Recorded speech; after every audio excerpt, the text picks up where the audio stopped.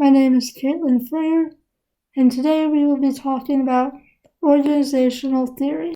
James March was an organizational theory pioneer. He earned his bachelor's degree from University of Wisconsin-Madison in political science, and then went on to earn his master's and PhD from Yale in the same field. Though he was educated as a political scientist, he was highly regarded across many subfields within organizational theory. He received countless honors, some of which you can see listed here. He also had many publications. Due to time constraints on this project, content from organizations, the pursuit of organizational intelligence, and explorations in organizations will be covered in this video. Before we jump into organizational theory, let's hit the pause button so we can look at organizations first. An organization is a collection of groups and individuals with differing knowledge, opinions, information, beliefs, and preferences that must work together as a system to make coordinated decisions in the interest of the organization as a whole. Individuals determine the success of the organization. The most necessary organization can fail if the individuals cannot rise above their conflicts. They must learn to weave their interests within those of the organization. Organizations are highly organized and specific. Mooney argued the principles of an organization included perpendicular coordination, horizontal coordination, leadership, delegation, and authority. In general, the specificity allows the organization to maintain stability from within, which in turn enables the organization to act with coordination. The roles have specific duties, and the communication is usually controlled through specific channels. These components ease the horizontal coordination. The structure is usually hierarchical, which enables vertical coordination, leadership, delegation, and authority. Organizations are often studied because of their ever-presence in society.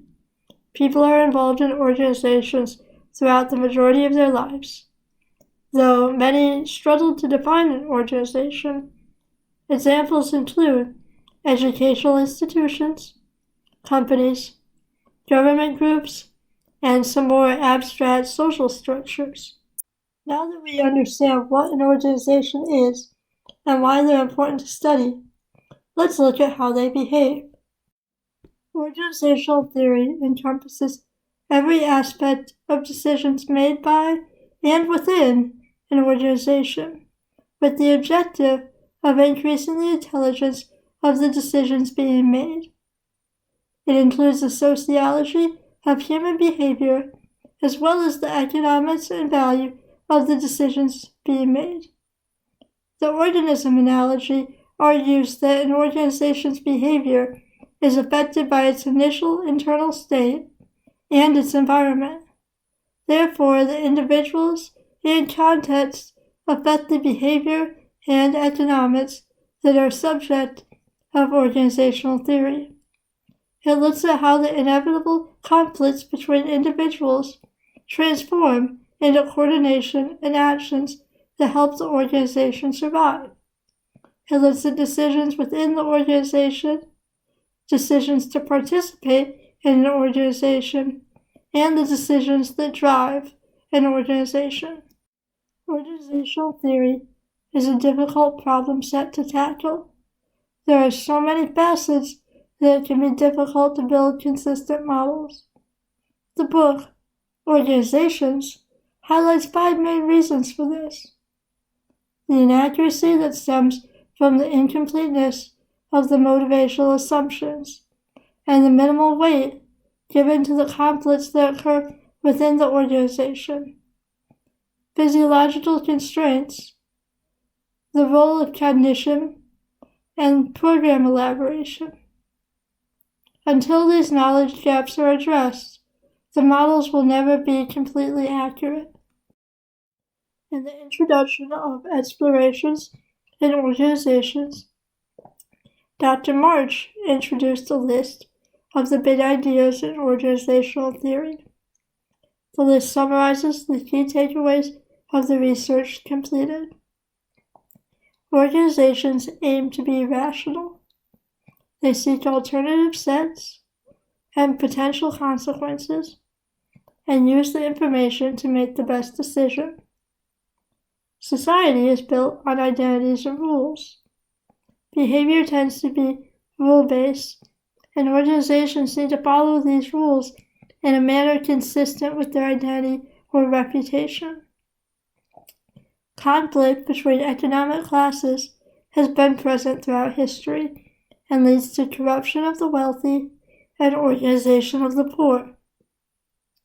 Individuals struggle to find where they stand between personal and organizational goals. Social structures embed expectations of rights and duties into society that impact behavior. Networks and personal relationships impact organizational actions. The power in an organization is unevenly distributed, resulting in control, a valuable commodity in an organization. Adaptation results from learning, whether to replicate positive outcomes or avoid negative outcomes. Adaptation can also occur due to natural selection, like when an organization adjusts to tactics necessary for survival. Organizations tend to conform to spreading products, processes, and practices throughout their network. Finally, human and organizational behavior are affected by the meaning originally intended, and the interpretation and comprehension are critical to the reception.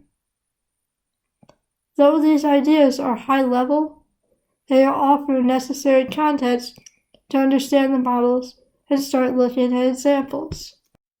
The first model, the Merton model, focused around dysfunctional organizations and how they learn. It is built around the idea that decisions are affected by past experiences of the members that turn into decision rules. Merton proposed that the process begins with a desire for control and emphasis on reliability, assuming machine-like human behavior. Reliability then branches into three consequences: less personalized relationships, internalization of organizational goals, and the use of categorization as a decision-making technique. Merton's model is complex, yet still must rely heavily on the theory that humans are machines. It ignores inevitable personal relationships and overlooks the internal conflicts. The second model highlighted was the Selznick model, which aims to show how delegation brings about unexpected consequences. Like Merton's model, Selznick's model begins with a demand for control. However, it leads to an increase in delegation this time. The delegation has immediate consequences. The participants then internalize their team's goals, and their decisions are judged against their organizational goals. Failure to achieve goals results in decreases in delegation and understanding of its dysfunction. Achieving organizational goals can lead to increases in delegation. The Selznick model falls into the common traps of behavioral models, assuming negligence of personal relationships and internal conflicts. The third model, the Goldner model, was a maintenance model built around learning rules. It, again, begins with demand for control, but this time it proceeds into the use of bureaucratic rules. This desire for extremely procedural work leads to decreased visibility of power relations and affects tensions between members. Goldner argues that decreased power relation visibility builds legitimacy for the supervisor and thereby decreases tensions. Work rules also intentionally affect the understanding of acceptable behavior. This behavior is then compared to the organizational values and results in changes to the level of supervision a participant receives. The closeness of the supervision can inadvertently affect the perceived power relationships, reinitiating the loop. Though this model does appear to include relationships, the model of the system is incomplete. The scenario of failure to make changes is not really shown in the model. Next, let's look at some examples of decisions made in the context of a company. The first step of expected utility theory is to frame the decision. Framing the decision includes identifying objectives, attributes, and alternatives. In the context of the class, we focused on the steps, processes, and theories. However, assumptions were made along the way to idealize the situation and simplify analysis. The alternative set and resulting consequences were always assumed to be complete. This is not always the case in an organization, either individually or even collectively. For example, in my line of work, the engineer might be asked to cost out a couple designs. They will quote the design with the suppliers they used in previous projects and select using the resulting set of alternatives and consequences. Had they collaborated with procurement, they would have learned of the new supplier that makes the same part for another division. This new information introduces a new alternative and most likely a better consequence that would have otherwise not been on the table. Therefore, the assumption of a complete set of alternatives can affect the outcome. At some point, the assumption must be made to avoid analysis paralysis, but it further supports the importance of framing the decision correctly. The next step is to assess the utility of each alternative. In class, lottery questions were developed to determine the utility function, and continuity was assumed. In organization theory, there is rarely a decision maker with cardinal control over utility, though utility itself is still used. Therefore, this step usually leads to the need for conflict resolution. Utility tends to be a steadfast belief for decision makers, despite the ability of individuals to simultaneously express preference and distaste for an alternative. So the need of bargaining or politics is required for resolution. I usually see these conflicts come up when the industrial design team, marketing, and engineers do a product review. Each team has their own sub-goals that affect their utility trade-offs, but the teams have to come together to make a product decision. Often there's a lot of back and forth between all of the groups until they recenter on the main objectives, and then they proceed to find the obvious priorities: safety and function, then customer desire and cost, and finally appearance. These utilities are usually treated as weights in a concept selection matrix, but they're truly utilities. This is supported by instances when the concept selection matrices are overridden or readjusted at the last minute. It shows the nonlinearity of the utility in industry, even if it's often overlooked. The final step is to actually make the decision. The idea of the maximum utility being the optimal choice does not change. However, in organization theory, there are often multiple decision makers, leading to conflict. The conflict is the result of differences in team goals, knowledge, and past experience. These differences often lead to the decision makers seeking a sufficing alternative. To reuse the example scenario from above, there are times when the best solution is still not enough. There could be a concept that has the best performance, consumer desire score, cost, and appearance, but it could be unsafe. It does not matter if it's the optimal option if it will not meet safety requirements. The sufficing option would be the design that is the best of the concepts that meet all minimum standards and targets of the subteams. All of the examples mentioned up to this point looked at innovation decisions, but there are times when the decisions are focused on program continuation. These decisions are still more difficult than those discussed in class, but simpler than the innovation decisions.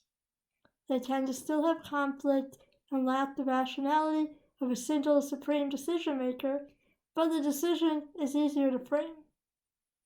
The question comes down to two choices: to halt the program or continue. The utility still is complicated to use when it comes to finding an optimal choice, but at times good enough is enough. An example of this could be the production of an ADA-compliant dishwasher. The unit itself does not offer value to the consumer. They have unusual dimensions. They do not offer any tangible advantage to those with disabilities, and by all accounts, they should not be produced. However, production continues because without the unit, Whirlpool would not be able to sell an ADA suite, locking us out of the builder sector.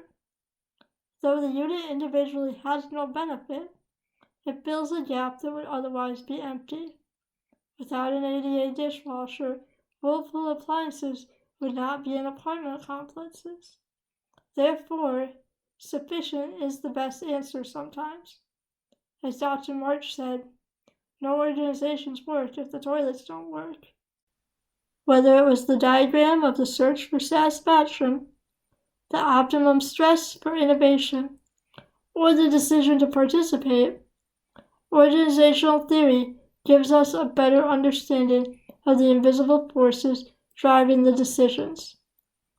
I have a friend that recently made a decision to quit, and to me it seemed straightforward. She was increasingly unhappy. She didn't have to work, so she did not need to wait for a new opportunity. Even her attempts at bargaining for a well-deserved promotion had failed. I now understand that she perceived additional consequences of leaving co-workers, and though she knew quitting was an option, struggled to see it as an alternative that was on the table. Through the use of a concept selection matrix, she was able to problem-solve her interpersonal conflict and realize quitting was an option. All in all, through the use of models like those of Merton, Selznick, and Goldner, we are able to gain a better understanding of the pieces driving the decisions humans make. Though the models are not infallible, they offer easy generalizations that can be used to both learn to think the right way about decisions and to anticipate the decisions and thought processes others are using. Perception drives so much within an organization that it becomes necessary to understand the different factors that affect the perception others have. Over time, the understanding will only increase as sociologists continue to study motivation, conflict of interest, cognitive capabilities, and other areas of the field. Thank you.